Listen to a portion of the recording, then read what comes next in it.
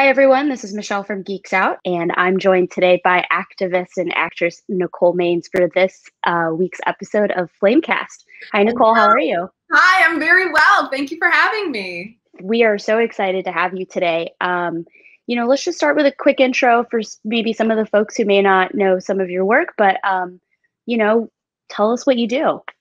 Yeah, so most notably, perhaps, I play Nia Null/Dreamer on CW's Supergirl, who is the first transgender superhero on television.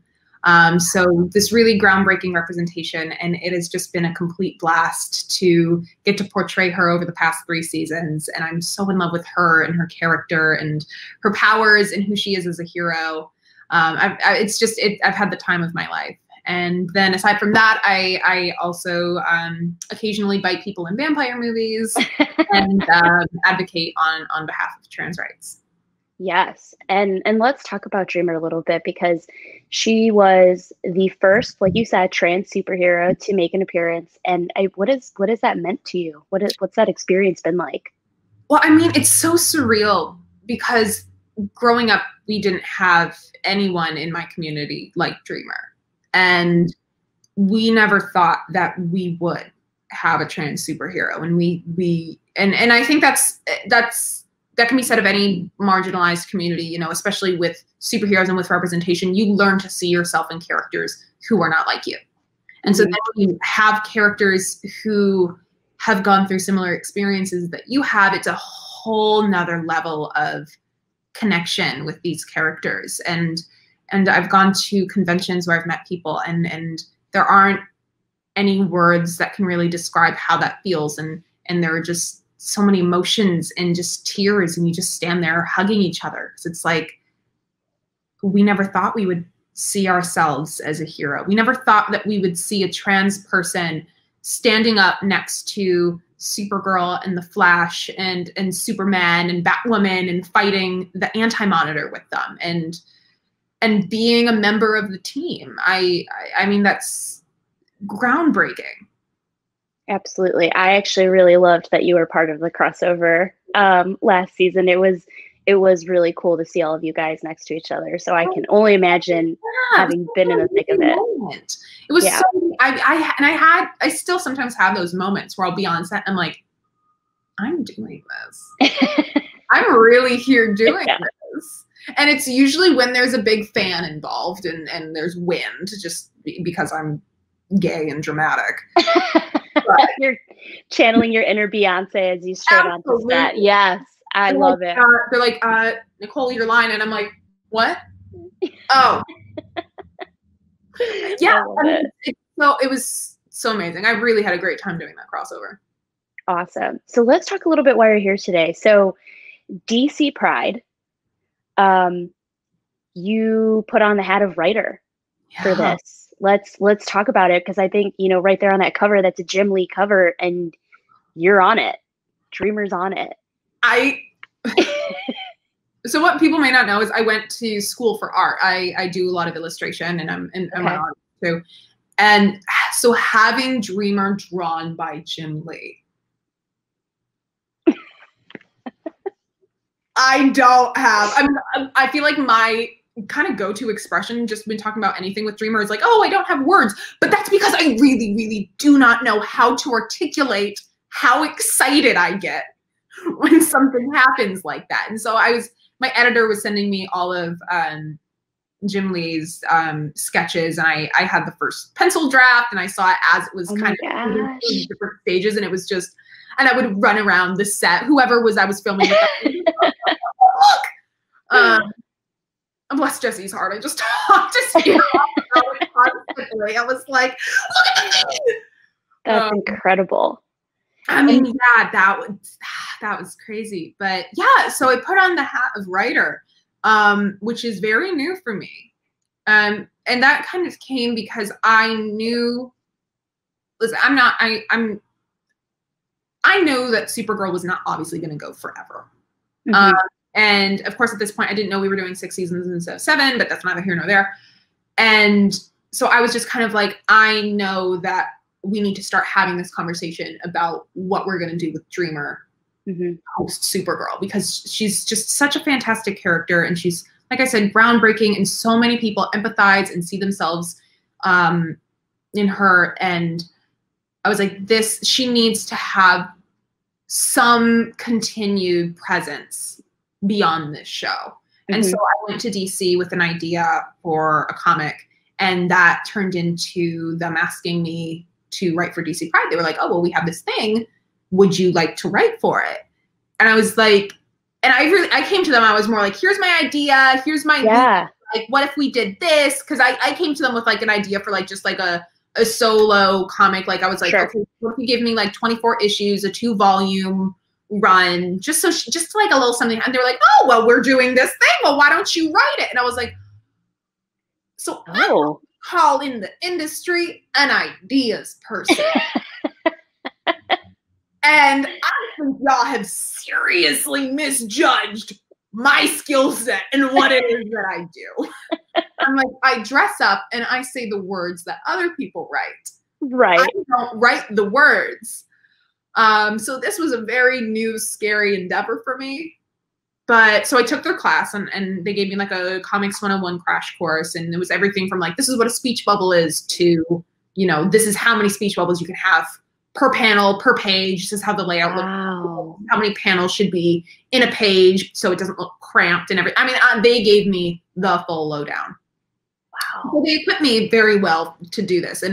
But it was an entirely different way of writing, because of course I'm used to film scripts and TV scripts. And with a comic book, it's broken down so specifically. And it's like, okay, page 1, panel 1, this happens. Panel 2, this, and you have to break it down. And it's like speech bubble 1, speech bubble 2, speech bubble 3. Wow. Suffix. Like it was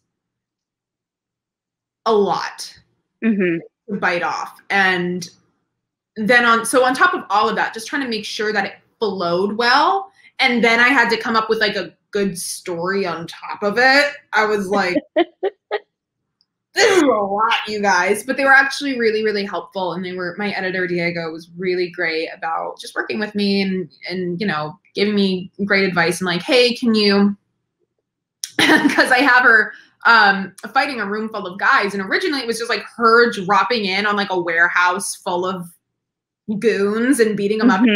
Okay, but did they actually do anything? And I'm like, right. No, but they're goons in a warehouse. They're up to something. And they're like, so she's just unprovoked beating people up. And I'm like, I could see how it would come across like that because that's what she's doing. Right, right. So they had me just like add more immediate threat, which was a good note. But yeah, so they were really great, and it was a really amazing collaborative process, and I just had a ball putting it together. It was because I love Dreamer so much, and I love who she is, and she's so fun, and I just it was an honor to get to kind of bring that energy into comic book form. Yeah, I mean, honestly, the character development that Dreamer has been phenomenal, and so I'm super excited for everyone to kind of see how that conveys over to comics, right?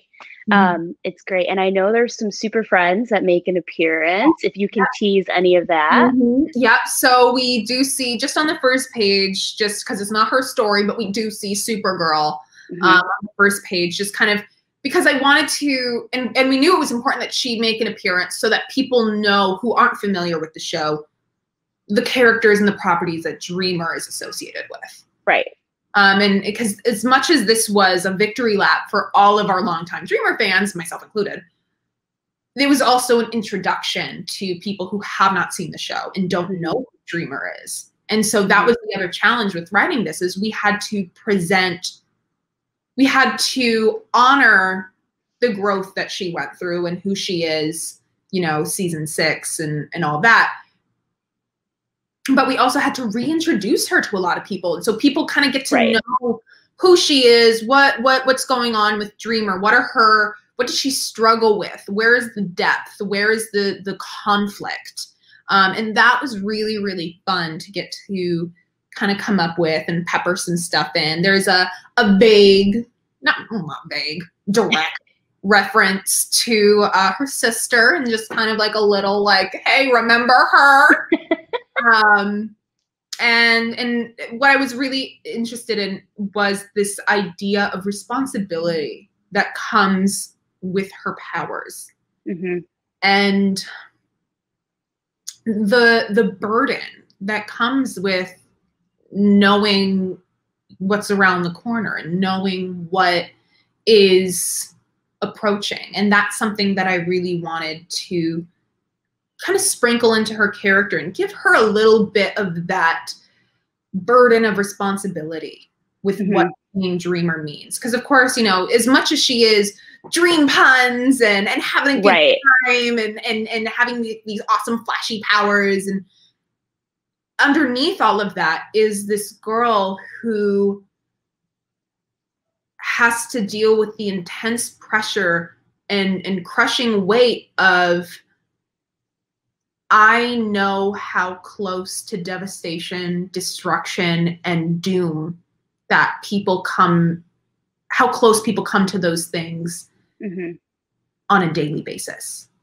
And a character beat that I wanted to give Dreamer was kind of that, because she's so selfish and she's selfless. But like, nope. She is so selfless and she's so giving to the point that she will sacrifice her own well-being to make sure that other people were okay. And I really wanted to explore that a little bit more.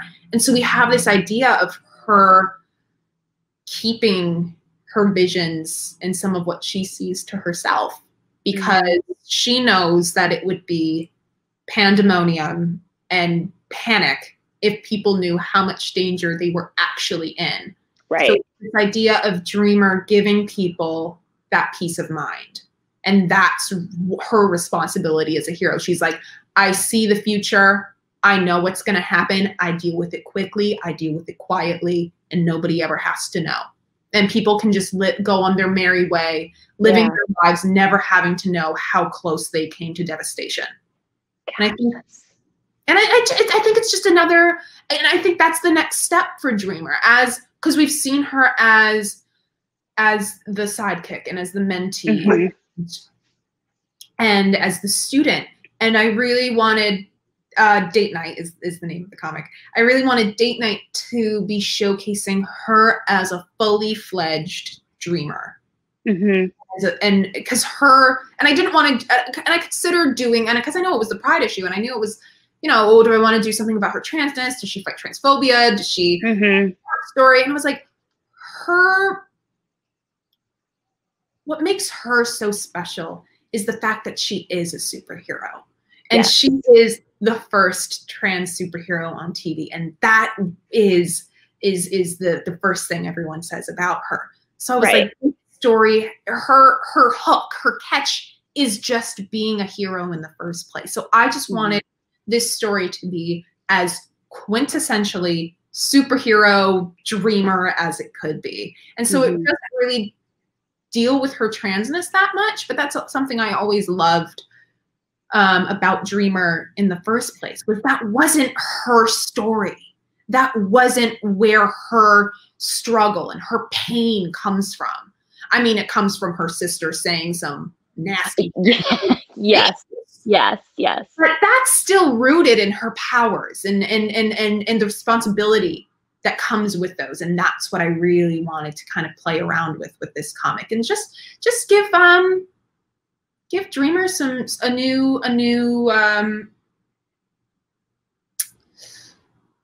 new facet to our identity, and another side, another angle to play that from.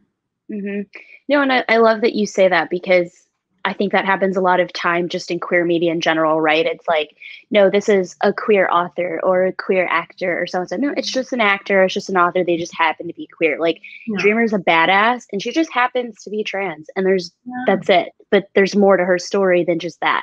And I do love, though, I forget what page it's on, but I love that there's just like a little trans flag kind of like hanging out by her. On the very first page on, Yes.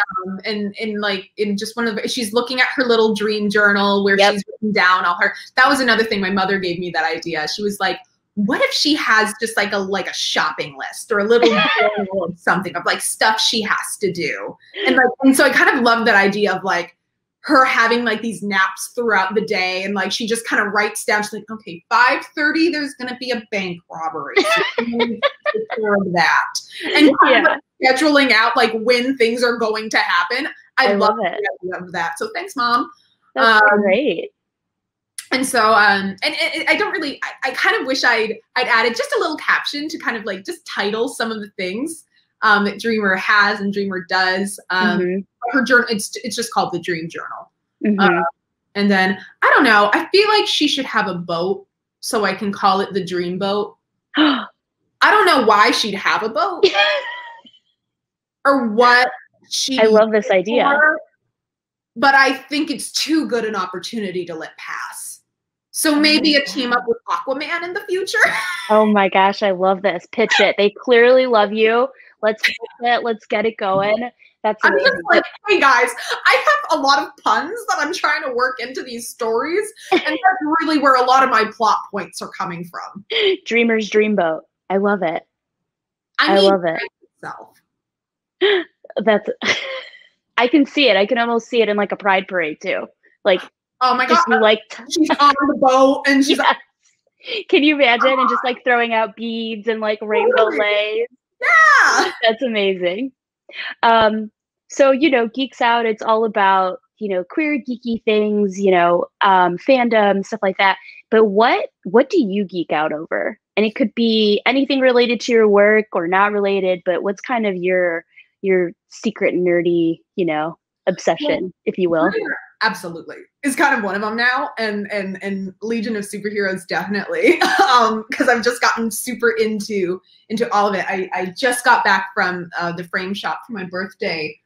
Stas had gotten me a first edition printing of Superboy, the Adventure Comics featuring Superboy and the Legion of Heroes, number, I don't know what number it is.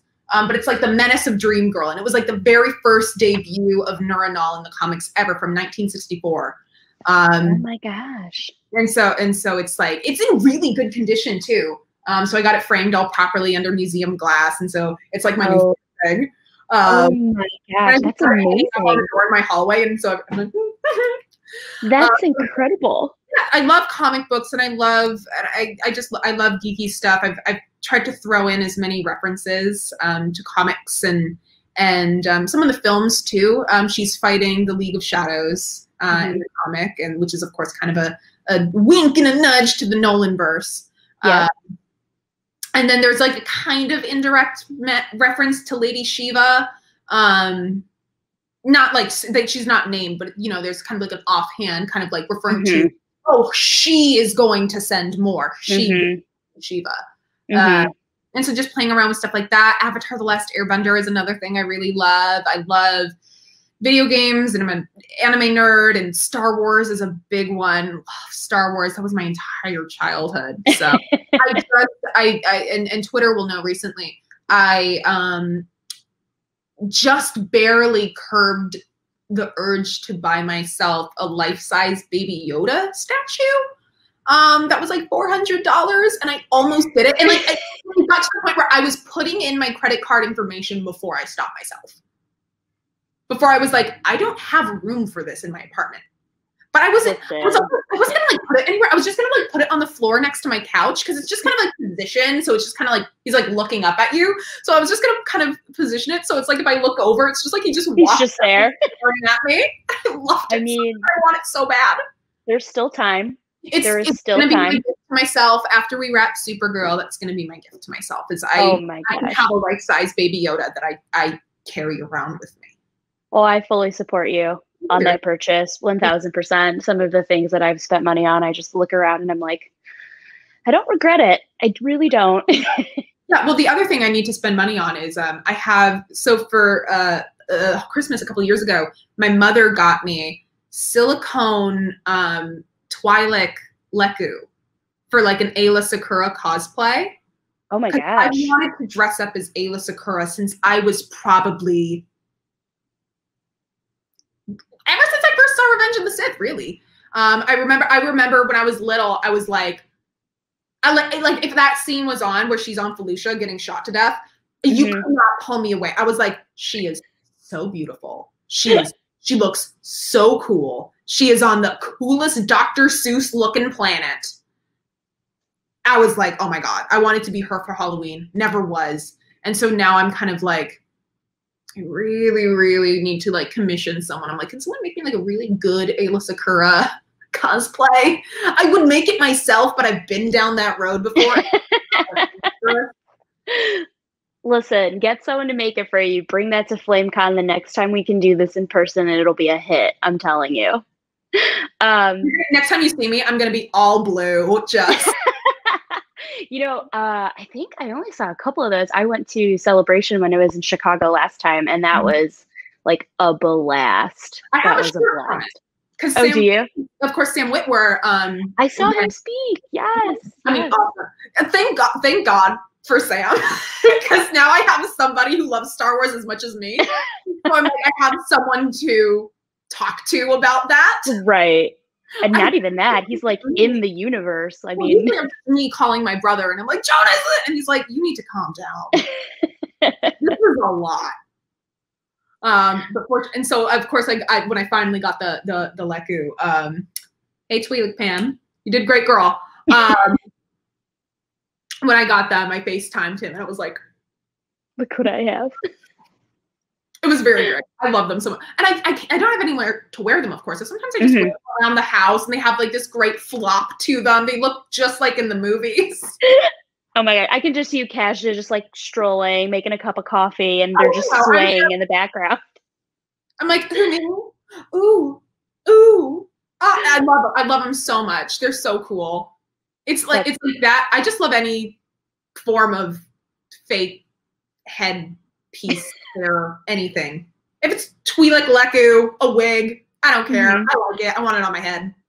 I have a bunch of wigs that I don't wear anywhere, but I just like to, sometimes I'll just have like a blonde day, and I'm like, I'm gonna wear a wig today. I'm just gay. Oh my God, I love this. I love this so much, because this is just like, I'm sure so many other queer nerds can relate to this, honestly. Gay and geeky. I don't know what to do with myself. It's Pride Month. You don't have to explain it to anyone. Thank you. All right, so I've got one last question for you, really, and get my handy dandy little note card. But you know, if there's one thing that you kind of just want readers and viewers, obviously, of Superhero to take away from Dreamer, what she represents to everyone, you know, to the community and all that, what would it be? There are a lot of messages that I think can come from Dreamer. I think she is versatile that way. I think she is someone who people who are queer, people who aren't queer, cis people and trans people like can empathize with her. And so I think there are different lessons to take away depending on who you are. I think, you know, in broad terms, you know, I think one of her main things is, you know, self-doubt, and one of, especially on the show, her big struggle has been her own self-doubt and her own, or her inability to believe in herself. And you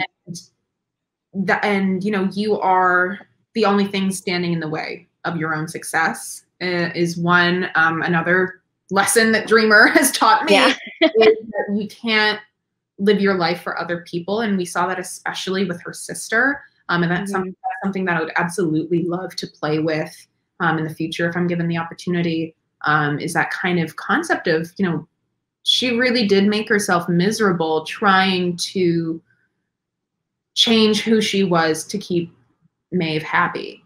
And she even tried to give up the powers so Maeve could have them. And it's like, you don't have to give up who you are so your family is more comfortable, or to avoid a tough conversation, or to make sure somebody doesn't get upset. That's not your responsibility. Something my mother always told me was there were always going to be people who try to take away your own happiness. There's always going to be people who try to ruin your day, and you just cannot let them. You are in control of your own happiness, and you decide if you let people ruin that or not.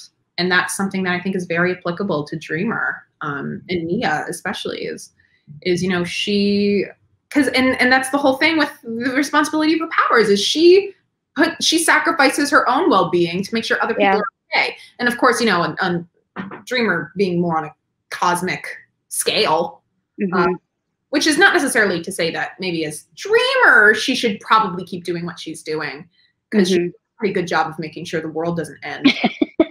I won't say like that's the place to practice self-care, but like, right. If your sister's being a bitch, you probably should. Yeah. Yeah. No, I admire Dreamer for that, and I admire what you've done to bring her to life, and everything you've done for her, because I think it's incredible. Thank you. I feel kind of like her momager a little bit. I feel like I'm like in the DC offices. I'm like, okay, what are we thinking? So I love it. How do we feel? Yes, I love it. I mean, I'm super excited for everyone to read it. I'm very hopeful that there's more. I think it's incredible, and I'm gonna be really sad to see Dreamer see Dreamer leave when Supergirl ends. But I'm hoping that she continues to live on in any other future stories, because I think it's incredible. About her and making sure that she thrives and shines, and I don't have plans to stop until she is an established member of the Justice League. There, I said it. I will start that petition after this, and we will just get it. We'll just get it going. I'm like, come on, like Nia, Diana, best friends. Absolutely. Oh my gosh! You can't tell me they wouldn't be best friends. Oh, I could just. What I want to see, because here's the thing, and here's a little inside tea. No, fuck, I fucked it up. Shit. Oh, wait. And whatever. I was trying to be gay and I couldn't do it. Aren't you just gay? Huh? Aren't you just gay? Well, that's the thing, isn't it? You're gay and then you try to be more gay and somehow you mess it up. It's so exhausting being gay. Some days it is. Really is. Things we do. But no, because we were talking about like different heroes that like Dreamer could team up with, and like different places she could pop up, and different villains. And someone had thrown out the idea of like, and I haven't been able to shake it since, was the idea of her fighting Scarecrow. And I'm like, said that just like as an offhanded thing, and I was like, how would that? No, that's the moment. Oh, that's good. Whole nightmare vibe to him, and she's obviously the light side of the opposite of it. Yeah. With that said, I'm like, Batman Dreamer team up, please. I would love to that woman Dreamer team up against Scarecrow. I mean, even better. Let's bring Dreamer to Gotham. I just want dark and brooding Bruce Wayne to be like, are you making puns? And she's like, oh, sorry, we can't all be angsty all the time. What? We're gonna need to make this happen, because I can just see that, just like Dreamer just bringing in all this light and positive and good vibes, and then there's just like Bruce. I love it. Well, that's what I want for Dreamer anyway. I want her to do kind of this like dark, macabre, like eerie, sadistic stuff, and then have Dreamer just to counterbalance all of it. And have blood dripping from the walls and just the stuff of nightmares. And she's like, uh-oh, Spaghetti-O. All right. Well, thank you so much for speaking with us today. This was a blast. I'm so excited that we get to share more about Dreamer, more about DC Pride, and just thank you for everything you've done for the community, and just honestly, just for being you. So hopefully, we'll talk soon, and yeah. Thank you so much. You're welcome. Everybody read the comment. Yeah. It's really good. And then go on Twitter and ask for more. Yes, and get the Jim Lee cover. Yeah. Get all the covers. Buy them all. There's variant covers. They're amazing. Buy them all. Yes, they're, oh, I love it. I love them. Yeah. You want to support gays? Buy all of our comics. You heard it here first. There it is. Support your local queers. All right. Thanks, Nicole. Thank you.